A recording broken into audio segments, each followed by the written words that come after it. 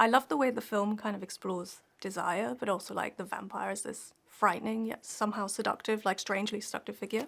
So I wonder, what do you make of like Robert's approach to that idea in the narrative? Yeah, I think that's definitely something that that's definitely a theme that we're touching on for sure. I mean, I think that, you know, the relationship between desire, specifically female desire, specifically at that time period, and shame and darkness is very apparent, because I think, you know, shame is something that women were made to feel a lot, especially at that time, especially around all things desire and thinking about what it is you might really want. And especially when it comes to like a darker realm, I think, you know, women at the time were really set on a path to be kind of one thing. And if you strayed from that at all, you were kind of like looked down upon.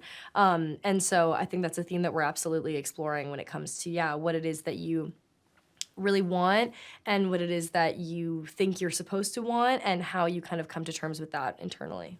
I think that you know, the attraction and repulsion, the, you know, obsession with death and sex, and the lust for both of those things, you know, is in the original film. You know, and it's interesting that, like, as much as Ellen seems repulsed by Orlok, even in the Murnau film, there is some, I feel like, sense of sensuality or eroticism, even if it's unconscious by her character in that. And so this was something to explore further in my version. But it's always there in the vampire folklore. I mean, some early vampires didn't drink blood; they just fornicated with their widows until they died from over fornication. So I think that, you know, that is maybe the lasting power of the vampire, and why it could, you know, I mean,